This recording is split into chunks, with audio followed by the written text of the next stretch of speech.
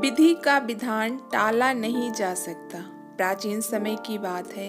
एक गांव में हरिया नाम का एक गरीब किसान रहता था।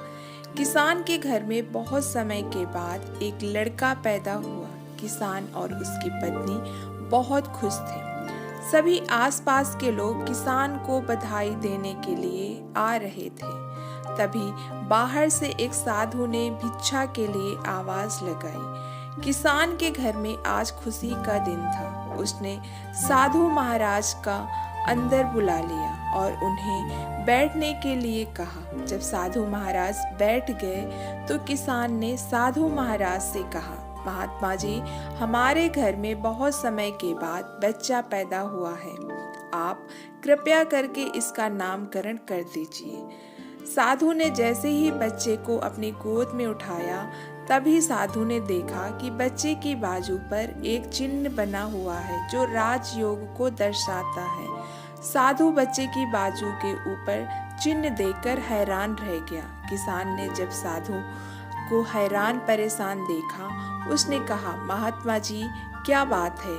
आप इतना परेशान नजर क्यों आ रहे हैं? साधु ने कहा, बेटा, मैं परेशान नहीं हूँ, बल्कि मैं तो बहुत खुश हूँ क्योंकि तुम्हारा बेटा बहुत किस्मत वाला है। तुम्हारे बेटे की किस्मत में राजयोग लिखा है। किसान ने कहा, महात्मा जी, मैं आपकी बात समझा नहीं। आप क्या कहना चाहते हो? साधु ने कहा, बेटा, तुम्हारा पुत्र एक दिन राजा बनेगा। इसका विवाह 14 वर्ष की आयु में इस राज की राजकुमारी के साथ होगा और फिर ये इस नगर का राजा बन जाएगा। साधु की बात सुनकर हरिया बहुत खुश हुआ। जब गांव के लोगों को पता चला कि हरिया का बेटा एक दिन इस नगर का राजा बनेगा, तो सभी लोग उसको देखने के लिए आने लगे। एक दिन की बात है। उस नगर का राजा हिरण का शिकार करता करता काफी दूर निकल गया, लेकिन हिरण राजा के हाथ नहीं आया। राजा को हिरण का पीछा करते करते प्यास लग गई, लेकिन राजा को आसपास कोई नदी या तालाब भी नहीं मिला जहां से वो पानी पी सके। राजा पानी की तलाश में भटकता हुआ उसी गांव में पहुंचा जहां हरिया रहता था। तभी राजा की नजर एक कुटिया पर पड़ी। उस कुटिया में एक महात्मा जी रहते थे। राजा ने महात्मा से पानी मांगा। महात्मा ने राजा को रुकने के लिए कहा और कुटिया के अंदर पानी लेने के लिए चला गया। महात्मा जी पानी लेकर राजा को दिया। राजा पानी पीने लगा। तभी राजा ने देखा कि बहुत सारे लोग इकट्ठे होकर जा रहे हैं। राजा ने महात्मा से उन लोगों के बारे में पूछा तो महात्मा ने कहा, ये सभी हरिया के घर जा रहे हैं क्योंकि उसके घर एक बहुत ही किस्मत वाला बच्चा पैदा हुआ है और एक साधु ने उसके बारे में भविष्यवाणी की है। राजा ने पूछा, बाबा, कैसी कौन सी भविष्यवाणी की है जिसके कारण सभी लोग वहां जा रहे हैं? महात्मा जी ने कहा, साधु बाबा ने बताया है कि जब हरिया का बेटा 14 साल का होगा तो उसका विवाह इस राज्य के राजा की पुत्री के साथ होगा और उसका पुत्र इस राज्य का राजा बनेगा। महात्मा की बात सुनकर राजा को बहुत गुस्सा आया कि आखिर एक मामूली किसान का बेटा उसकी पुत्री के साथ विवाह कैसे कर सकता है। राजा ने महात्मा से कहा, महात्मा जी, मैं इस राज्य का राजा हूँ और आपको क्या लगता है कि एक मामूली किसान के बेटे के साथ मैं अपनी बेटी की शादी कर दूंगा? महात्मा ने कहा, राजन, जो इस बच्चे के भाग में लिखा है उसे कोई नहीं मिटा सकता। राजा को अपनी ताकत पर बहुत घमंड था। उसने कहा, महात्मा जी, मैं भगवान का लिखा हुआ आपको मिटा कर दिखाऊंगा। महात्मा ने मुस्कुराते हुए कहा, राजन, मैं भी यही हूँ और आप भी यही हैं, देखते हैं। राजा ने महात्मा को प्रणाम किया और वापस अपने राजमहल चला गया। अगले दिन राजा अपना भेष बदलकर हरिया के गांव पहुंच गया। लोगों से पूछता पूछता राजा हरिया के घर पहुंचा। राजा ने हरिया के घर के बाहर जाकर उसे आवाज लगाई। हरिया उसकी आवाज सुनकर घर से बाहर आया और उससे पूछा, आप कौन हो और किस लिए आए हैं? राजा ने कहा, मैं सेठ करोड़ीमल हूँ और आप आपके पास ही गांव में रहता हूँ। मैंने लोगों से सुना है कि तुम्हारे घर में एक तकदीर वाला बच्चा पैदा हुआ है और उसकी किस्मत में राज योग लिखा है। हरिया ने कहा, हाँ सेठ जी, आपने सही सुना है। राजा ने हरिया से कहा, अगर तुम बुरा ना मानो तो मैं एक बात कहूँ। हरिया ने कहा, सेठ जी बोलिए। राजा ने कहा, तुम अपना बच्चा मुझे दे दो, इसके बदले में मैं तुम्हें बहुत सारा धन दूंगा और तुम्हारे बच्चे का पालन पोषण भी करूंगा। हरिया की पत्नी ने कहा, नहीं सेठ जी, मैं अपना बच्चा आपको नहीं दे सकती। राजा ने कहा, तुम एक मामूली से किसान हो, तुम अपने बच्चे का पालन पोषण अच्छी तरह से कैसे कर सकोगे। हरिया ने सेठ की बात सुनकर कहा, सेठ जी आप ठीक कहते हो, हम इस बच्चे का पालन पोषण अच्छी तरह से नहीं कर सकेंगे।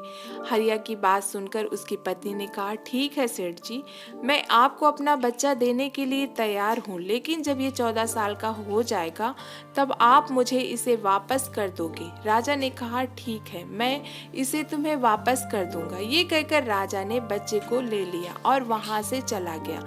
राजा बच्चे को लेकर एक नदी पर पहुंचा। राजा ने सोचा था कि वो बच्चे का गला दबाकर मार देगा और उसकी लाश को नदी में बहा देगा, लेकिन बच्चे का मासूम चेहरा देखकर उसका गला दबाने की हिम्मत नहीं हुई।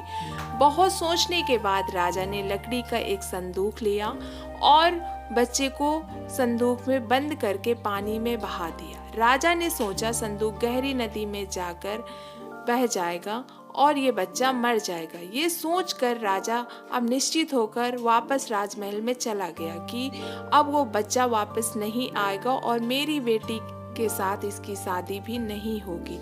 मैंने भाग्य का लिखा हुआ मिटा दिया। उधर संदूक बहता बहता नदी के किनारे पर पहुंचा, जहां पर एक धनवान सेठ सूर्य देवता को जल चढ़ा रहा था। उस सेठ ने जब संदूक को खोलकर देखा तो उसके अंदर एक बच्चा देखकर वो हैरान हो गया। उस सेठ की कोई संतान नहीं थी। सेठ उस बच्चे को अपने घर ले गया। सेठ की पत्नी बच्चे को देखकर बहुत खुश हुई। उसने जब सेठ से पूछा तो सेठ ने उस बच्चे के बारे में बताया कि कैसे वो नदी में बहता हुआ मिला है। सेठ और उसकी पत्नी ने बच्चे के लिए भगवान को हाथ जोड़कर धन्यवाद किया। अब वो बच्चा सेठ के घर में पलने लगा। इसी तरह धीरे धीरे 14 वर्ष बीत गए। सेठ ने उस लड़के का नाम सूरज रखा था। सूरज बहुत ही समझदार और बुद्धिमान था। एक दिन सूरज के अध्यापक पढ़ा रहा था। अध्यापक जो कुछ भी पूछता सूरज तत्काल उसका जवाब दे देता। ये देखकर अध्यापक ने सूरज से कहा, तुम तो बहुत ही समझदार और ज्ञानी हो, तुम आगे चलकर बहुत बड़े आदमी बनोगे। अध्यापक सूरज की प्रशंसा कर ही रहा था कि तभी वहां से वही राजा गुजर रहा था जो किसी दूसरे राज्य में किसी काम से आया था। राजा ने जब सूरज की तरफ देखा तो राजा वहीं पर रुक गया। राजा ने सूरज से पूछा, तुम कौन हो और कहाँ रहते हो और तुम्हारे पिता का नाम क्या है। सूरज ने कहा, महाराज मैं सेठ हीरा लाल का पुत्र हूँ। यह सुनकर राजा वहां से चला गया। अपना कार्य करने के पश्चात राजा जब वापस आया तो वो सेठ हीरा लाल के घर गया और उसने हीरा लाल से कहा, तुम्हारा बेटा बहुत ही समझदार और बुद्धिमान है। सेठ हीरा लाल ने राजा की बात सुनकर कहा, महाराज मैं उसका असली पिता नहीं हूँ, मैंने तो सिर्फ उसे पाला है, लेकिन वो मेरे बेटे से भी बढ़कर है। राजा ने सेठ हीरालाल से पूछा, ये लड़का आपको कहाँ से मिला। फिर सेठ हीरालाल ने राजा को सारी कहानी सुनाई कि कैसे वो उसे बहते हुए पानी में मिला, एक संदूक में मिला था। जब राजा ने सेठ हीरालाल की बात सुनी तो वो चौंक गया। राजा समझ गया था कि ये वही बच्चा है जिसे मैंने 14 साल पहले नदी में बहा दिया था। राजा और सेठ हीरालाल अभी बातें कर ही रहे थे कि वहां पर सूरज आ गया। राजा ने सूरज को देखा तो उसने सेठ हीरालाल से कहा, सेठ जी मुझे आगे किसी काम से जाना है, अगर आप बेटे के हाथ मेरी एक चिट्ठी महारानी तक पहुंचा दो तो मैं उसको सोने की 100 मोहरें दूंगा। सूरज ने यह सुनकर राजा से कहा, हाँ महाराज क्यों नहीं, मैं आपकी चिट्ठी जरूर पहुंचा दूंगा। राजा ने चिट्ठी में चुपचाप एक संदेश लिखा और चिट्ठी के ऊपर मोहर लगा दी और चिट्ठी सूरज को पकड़ा दी। सूरज चिट्ठी लेकर चला गया। सूरज चलते चलते एक घने जंगल से गुजर रहा था कि वो रास्ता भटक गया। उसे रास्ता ढूंढते ढूंढते रात हो गई। सूरज रात गुजारने के लिए कोई जगह ढूंढने लगा। तभी उसकी नज़र एक झोपड़ी के ऊपर पड़ी। सूरज ने सोचा कि मैंने रात यहीं पर बिता लेता हूँ। ये सोचकर सूरज घोड़े से नीचे उतरा और झोपड़ी के अंदर चला गया। जब सूरज अंदर गया तो उसने देखा कि एक बूढ़ी माता खाना बना रही थी। बूढ़ी माता ने सूरज को देखा तो उससे पूछा कि तुम कौन हो और बिना इजाजत अंदर क्यों आए हो। सूरज ने अपने बारे में बताया कि वो रास्ता भटक गया है, इसलिए रात गुजारने के लिए यहाँ पर आया है। सूरज की बात सुनकर बूढ़ी माता को उस पर दया आ गई, लेकिन फिर बूढ़ी माता ने सूरज से कहा, बेटा तुम्हारा यहाँ पर रुकना ठीक नहीं है, क्योंकि ये डाकुओं का अड्डा है। अभी कुछ ही देर में डाकू आने वाले हैं। यदि उन्होंने तुम्हें यहाँ देख लिया तो तुम्हारे लिए परेशानी खड़ी हो जाएगी। सूरज ने कहा, लेकिन माताजी इतनी भयानक रात में मैं कहीं और जा भी नहीं सकता। अगर मैं बाहर गया तो जंगली जानवर मुझे खा जाएंगे। इससे अच्छा है मैं यहाँ कोने में जाकर लेट जाता हूँ। ये कहकर सूरज एक कोने में जाकर लेट गया। कुछ समय के बाद डाकू अपने घर वापस आए। डाकुओं ने जब सूरज को देखा तो बूढ़ी माता से उसके बारे में पूछा। बूढ़ी माता ने उनको बताया कि इसका नाम सूरज है, ये बहुत ही नेक दिल बच्चा है और ये राजा के काम से राजमहल जा रहा है। जब डाकुओं ने सुना तो उन्हें कुछ संदेह हुआ। वो राजा की हरकतों के बारे में जानते थे, इसलिए उन्होंने सूरज की जेब से चिट्ठी निकाली और उसे पढ़ने लगे। जैसे ही डाकुओं ने वो चिट्ठी पढ़ी तो वो सब समझ गए। बूढ़ी माता ने उनसे पूछा, चिट्ठी में क्या लिखा है? उनमें से एक डाकू ने बताया कि चिट्ठी में लिखा है कि जैसे ही ये लड़का तुम्हारे पास पहुँचे, इसको उसी समय मरवा कर कहीं दूर दफना देना। ये काम मेरे पहुँचने से पहले हो जाना चाहिए। बूढ़ी माता ने जब ये बात सुनी तो बोली, ये राजा कितना दुष्ट है, जिसके हाथों चिट्ठी भिजवा रहा है उसी को मरवाने का आदेश भी दे रहा है। ये सोचकर बूढ़ी माता ने सोचा कि मुझे इस मासूम को बचाना चाहिए। उसने डाकुओं से कहा कि चिट्ठी को बदल दो। तब डाकुओं ने दूसरी चिट्ठी लिखकर उस चिट्ठी को बदल दी और वापस सूरज की जेब पर रख दी। इसके बाद डाकू वहां से चले गए। सुबह होते ही सूरज उठा और बूढ़ी माता को धन्यवाद देकर वहां से चला गया। सूरज कुछ समय बाद ही राजमहल पहुंच गया और उसने चिट्ठी महारानी को दे दी। महारानी ने चिट्ठी पढ़ी तो चिट्ठी में लिखा था कि ये लड़का बहुत ही बुद्धिमान और ज्ञानी है, ये राजकुमारी से विवाह करने लायक है, इसलिए मेरे आने से पहले ही तुम इसका विवाह राजकुमारी से करा दो। महारानी सोचने लगी, आखिर कैसे महाराज किस अनजान से राजकुमारी का विवाह करा सकते हैं। लेकिन फिर उसने देखा कि चिट्ठी पर राजा की मोहर भी लगी हुई थी, इसलिए ये लड़का झूठ नहीं बोल सकता। ये सोचकर महारानी ने राजकुमारी का विवाह उस युवक से करा दिया। कुछ दिनों के बाद जब राजा वापस आया तो उसे पता चला कि उसकी पुत्री का विवाह उसी युवक से हो गया है। ये सुनते ही राजा गुस्से से आग बबूला हो गया। उसने महारानी से पूछा कि तुमने ये सब क्यों किया। तब महारानी ने बताया कि महाराज, जैसे ही आपने चिट्ठी में लिखा था मैंने वैसा ही किया है। राजा ने महारानी को चिट्ठी दिखाने के लिए कहा। जब महारानी ने चिट्ठी दिखाई तो राजा ने चिट्ठी में कुछ और लिखा पाया। ये देखकर राजा ने गुस्से में सैनिकों को कहा, जाओ और जाकर सूरज को पकड़ कर लाओ।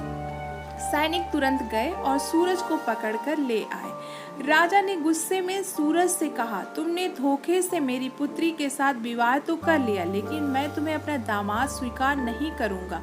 सूरज ने राजा की बात सुनकर कहा, लेकिन महाराज मैंने तो आपके साथ कोई धोखा नहीं किया है। राजा ने सूरज की बात सुनकर कहा, तुम मुझे भी बेवकूफ़ बनाना चाहते हो, लेकिन मैं तुम्हें अपना दामाद स्वीकार नहीं करूंगा।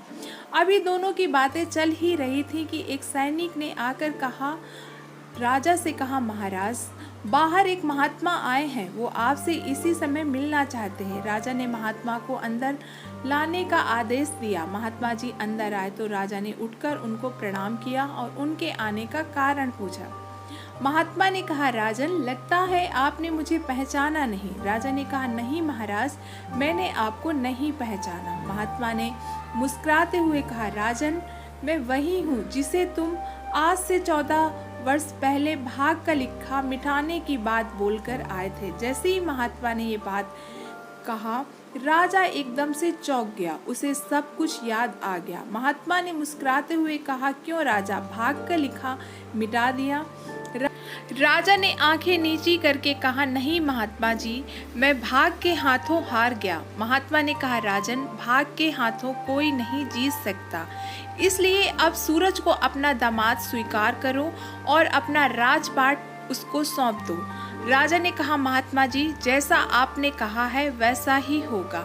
राजा को समझाकर महात्मा जी वहां से चले गए। राजा ने सूरज से माफी मांगी और सारा राजपाट उसको सौंप दिया। दोस्तों, कहानी पसंद आई हो तो प्लीज़ हमारे चैनल को लाइक करना और सब्सक्राइब करना।